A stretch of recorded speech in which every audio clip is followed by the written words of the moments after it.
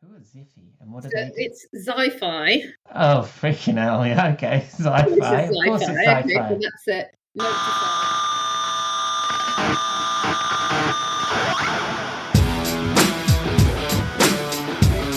Hello and welcome to episode number 6 of our Think Like a Brand, Not a Bank midweek mini-series, the Rockstar CMO effing marketing podcast, based on the book of the same name by my chum Liz High and her co-author Alison Metzer.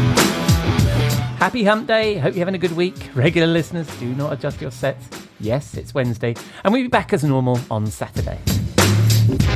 In a moment, you'll hear from Liz, an Insight Ninja marketing strategist, speaker and author who has worked with some amazing brands and more recently has focused on supporting fintechs, banks and credit unions to embrace brand thinking and has written a book about it.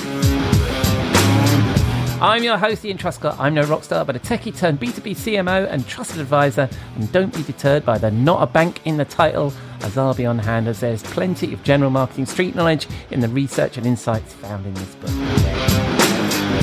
Speaking of which, Liz's book describes 5 principles. Last week, we talked about the 4th of those. Remember, product isn't what it used to be. This week, we look at the 5th and final principle, coach and compose.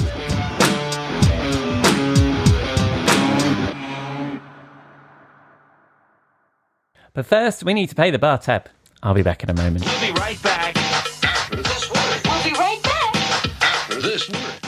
You may know you're listening to this show along the Marketing Podcast Network, but did you know there are other great shows on MPN to help your business?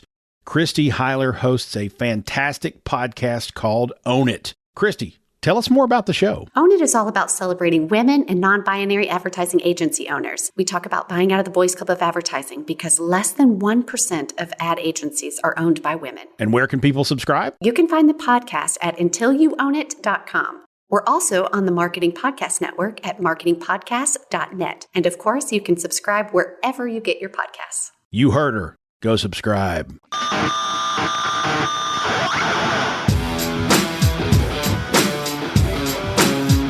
Welcome back, Liz, to Rockstar CMO FM. How are you? I'm very well, thank you. And you? I'm doing very well, thank you very much. And this is our 6th episode of, well, I've already done all this announcement in the pre-bit, but it's nice to have you on for the 6th time. And we're going to discuss your 5th principle, coach and compose, which I'm curious about. So what is it that you mean by, in terms of when we're building a brand, coach and compose? What does that mean? So it comes from, we talk a lot in the book about sometimes innovation seems really daunting. Yes. And the world of kind of trying new things is littered by customers going, I don't get it. Uh-huh. So the idea behind coach and compose is that you may have the best idea in the world, but if you're not prepared to help customers, help stakeholders really understand why this is good, what it's all about, and how to engage with it, it won't necessarily be successful, no matter how brilliant the idea is. Right. So your idea here about the coaching, you're coaching your consumers, right? Whereas normally we're sort of coaching each other within the business. So so is this about market education?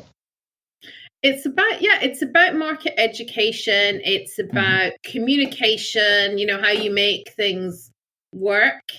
And then it's all about, compose, you could think about packaging as well. Right. Right. So how do you package your idea? What's in your idea? What's the killer outcome? What's the killer input?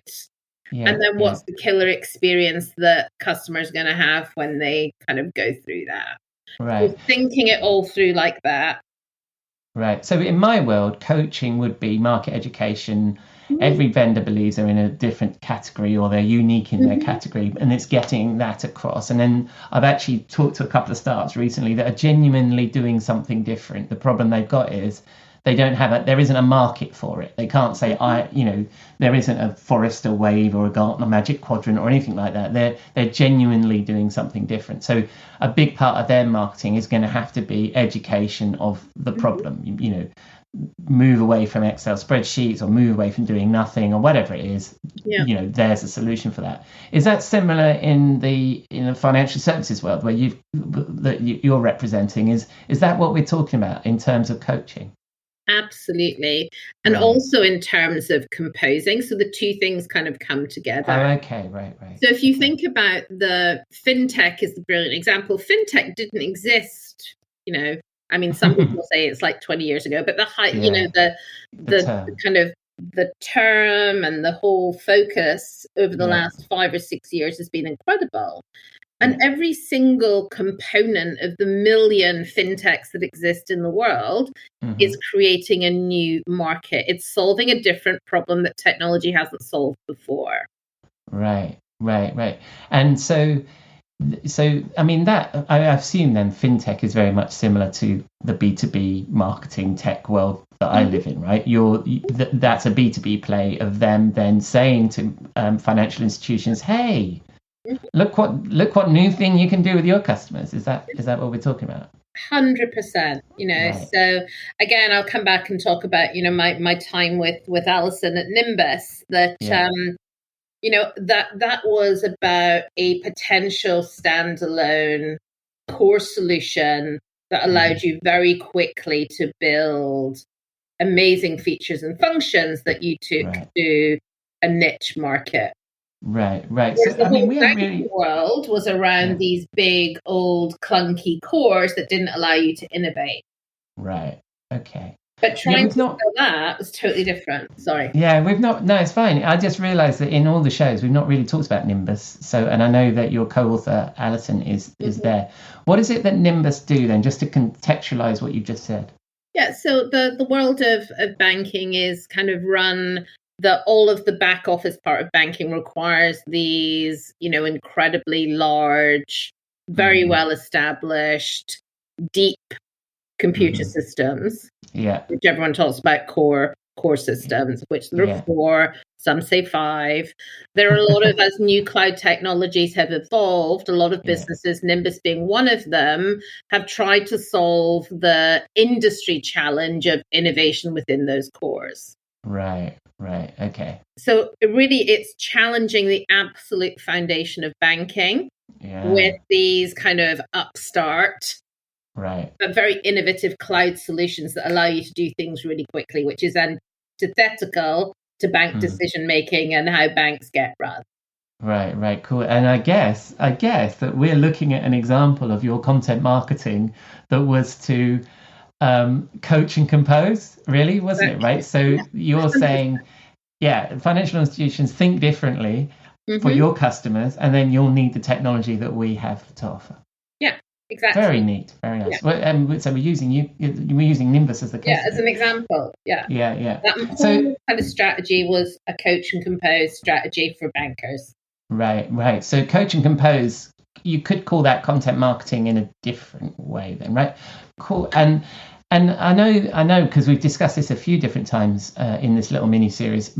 I get and also you talk about it in the book, so I'm not guessing, is you're looking at a narrow segment when you try and do this, right? You're being very focused around this. Yeah, absolutely. I mean, I think a good example is if we think about financial wellness or financial literacy. Yeah. And particularly around wealth management. It's always, maybe that's just me, but I've always found all of that. It's kind of it's a bit of a dark art. You have to trust, there's so much you have to do. And I discovered a business, and actually they partner with Nimbus, and they're called Marstone. And they are a traditional, fund management, wealth management business. But they built this incredible tool, which is like a life map. All right. So rather than, when you go to see your financial advisor and you feel like you need to know what everything is, what it kind of allows you to do is to, choose from kind of life goals that you might have. And let's say you want to buy a house. Yeah. And then it looks at your portfolio of how much you've got invested, how much cash you've got, your income. And then it pulls in Redfin, which is a is a kind of, house site that says, based on analysis of your income, here's what's available on Redfin. Wow. Today. Yeah. Now, if actually, you actually want to look at this house, this is what you need to do to change about your finances. So it's a very kind of personalized coaching experience where you're completely in control, but you've got the visibility of where you are today. You've got this notion of where you want to be in the future, and then it helps you to navigate the decisions you need to make and the changes you need to make. And it's the same thing for retirement, for weddings, for whatever. Right. So the coaching of the customer is happening in this interactive way. It is therefore saying to them, showing them the benefits of sound financial management, or if you were to buy these products or do these things, your outcomes, your life goals could be reached. And here's a very tangible way of demonstrating that. Yeah. That's very cool. Very cool. It is very cool. Yeah, and I know that in the book you don't just refer to finance examples. You talk about Microsoft and Weight Watchers in your book as well. So explain how Coach and Compose works with those brands? Yeah, so I think the Microsoft example is one, and it's quite an old example now, but it was part of I spent a lot of time working with Microsoft in my early career, and they had a program where they made all of the senior executives kind of go walk the walk. Right. So you all had to spend time in a call center answering calls. You all had to attend a certain number of meetings, and out of those, you kind of got closer to the customer. Right. So it's very easy when your CMO or your director of consumer marketing to be so immersed in your marketing engine that the customer gets lost in that process. So they use customers, coach senior executives to make better decisions. Right. So they flip the coaching thing around that we were just talking about just now. So this coach and compose concept in the book actually is your internal staff as well getting themselves coached into what's important for the customers. Yeah. And I think the Weight Watchers example, I mean, it's the metric, which is a big part of why the Weight Watchers program works, is the coaching that goes along with it, and the accountability that comes with the coaching as well. And I can't remember the number exactly, but it's something like X percent more weight loss if you engage effectively in the coaching they offer than if you try to do it yourself. So it's proven in that scenario that being coached makes a difference. Right. So there's three elements really to coaching. It's like the others, your peers. It's you coaching your customers and your customers coaching you. I think that's really interesting. So so with the composition piece, how has this worked with the clients that you've worked with? How have you managed to bring this together? What have you seen? Yeah. So I think the composition piece very much comes down to thinking about all of the stakeholders that you have to get bought into a program. Right. I think I talked previously about the idea of when we were coming up with Hitched Money, which was the young married couples kind of thing. Yeah. That was a great example of composing something that was super relevant to the bank decision makers, i.e. I can see how I'm going to sell some mortgages at the end of all this fluffy stuff.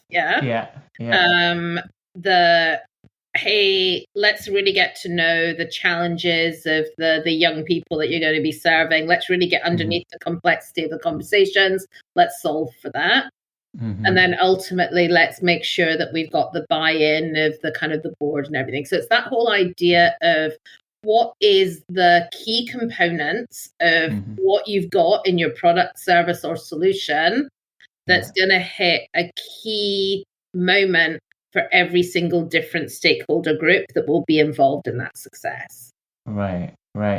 So that's your internal. That's that level of internal coaching as well, and composition, right? And but then somebody is sort of how have you found coming up with these ideas? I mean, you worked in a fairly conservative industry, right? How responsive are people to these ideas when you're like, look, here's a customer, put things around them? How's that gone?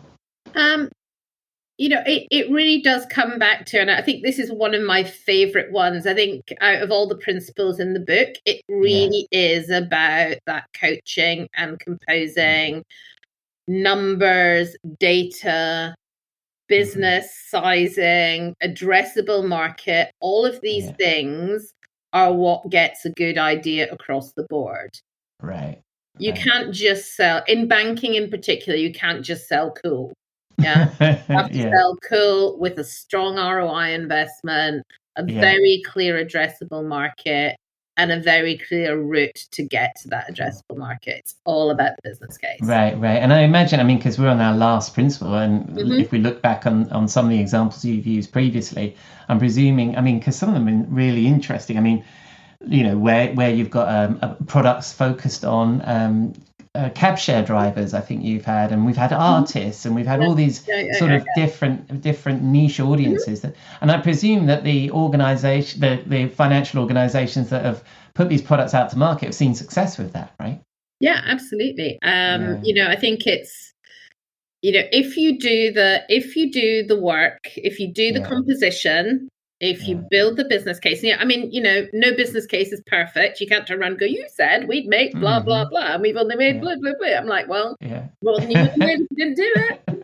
So there's a little bit of, there's no such thing as a bulletproof business case. But if you put enough of that composition into it, you think through end to end, you do all that stakeholder coaching, you do the customer coaching, then, I mean, that's how good businesses are built, not just banks. That's how good businesses are built.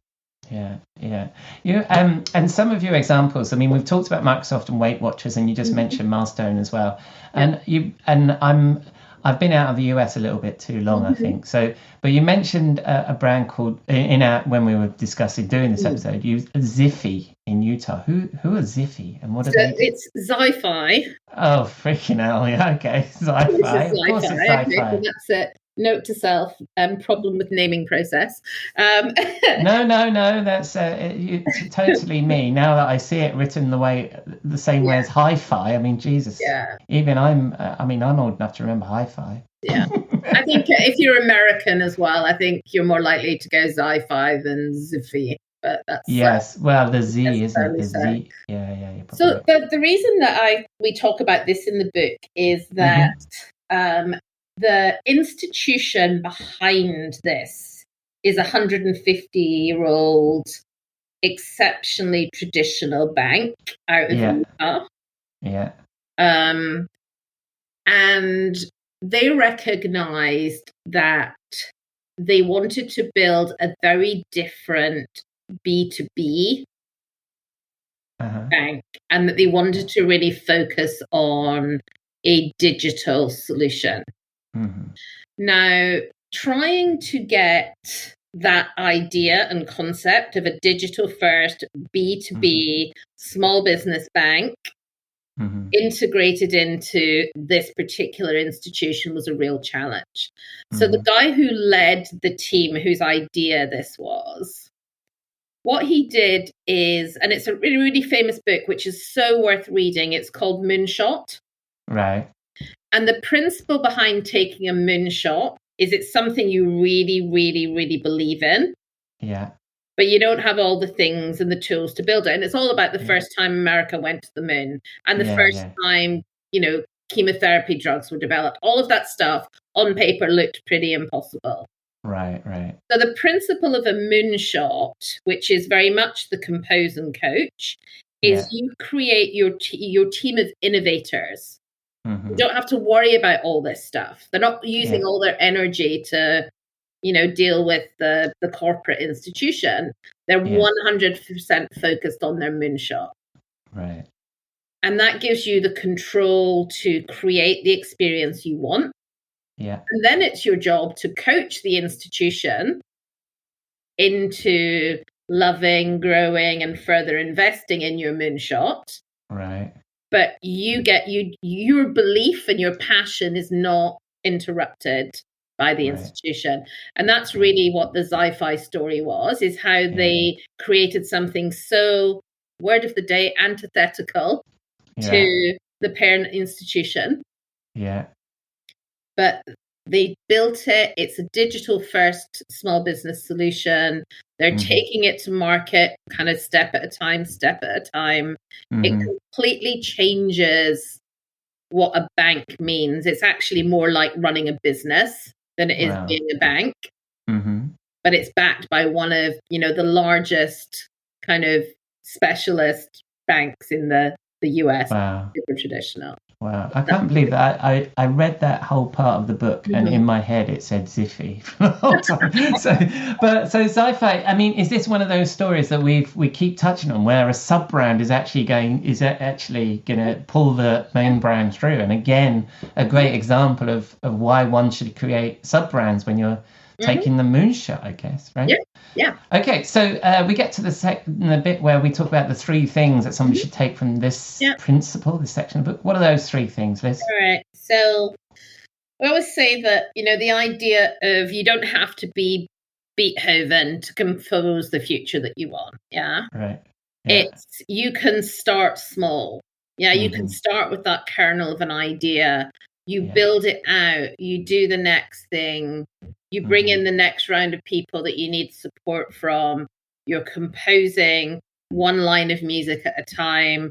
You're building up to your symphony, but you don't have to try and write a symphony on the first day. That's right. Nice. I like that advice. And I also love the language that you use in the books. It's such a readable book, and you don't have to be Beethoven to compose the future. Perfect. Yeah. What's your second one? Everyone needs a bit of coaching now and then. So yeah. There is no shame in helping your leadership team, your team, or your customers to use something new or to accept your idea. In fact, we argue it's kind of essential. Right. And also something we should factor into any idea that we have is the coaching element of it, right? Yeah. I also I think there's a lot of thought now about how long that should take, right? Is that I saw a LinkedIn post, I've seen this a couple of times recently, which is that when you're bored of telling your customer something, they're probably only just getting it then, because as marketers, we tend to just, we do something, then we move on. And so we'll have a campaign for a quarter or 2 quarters and the customer needs to hear it 150 times before. So if you're bored with it, and that's sometimes about the coaching, isn't it? That it's not going to be fresh for you. It's going to be that you need to get that. I like that. So everyone needs a bit of coaching now and again. And what's your third takeaway that we need? It's, coming back to that, take the moonshot. Yeah. And if you've got an idea that you feel is really, really strong, do the work. Yeah. Protect your idea. Don't let the idea be kind of trampled on by the culture that you work in. Yeah. Work out, how do I sell the idea? How do I help others to get on board with the idea? And, it does come back to that, said it again, it's coach people, compose the idea and take them in shot. They're really, really linked on that. Innovation can be done. I think that's an excellent way to end this little mini series of the principles. So that was our 5th principle, coach and compose, from your book, Think Like a Brand, Not a Bank, which is available in all good bookshops and some rubbish ones too, I imagine. But Liz, will you like to come back and we'll carry on with this series and talk about thinking like a brand? I would love to. I've really enjoyed this. It's nice to think, not, because when we wrote the book, it's very much thinking about banks, thinking about fintechs. But what I've loved about the conversation is really the stuff we're talking about is so relevant to pretty much any market, and particularly, I think, to B2B marketing as well. So. Good show. All right. Well, I'll see you next week then. Have a great week.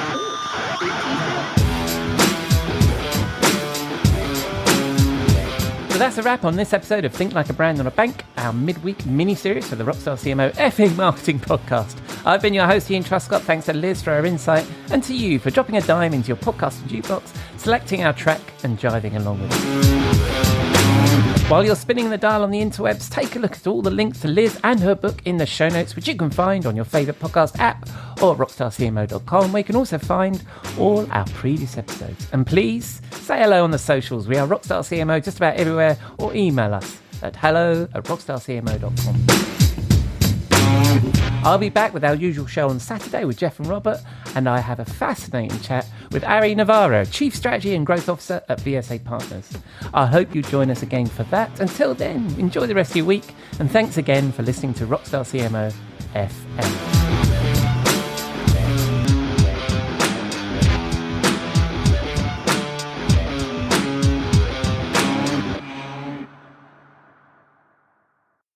This podcast is heard along the Marketing Podcast Network. For more great marketing podcasts, visit marketingpodcasts.net.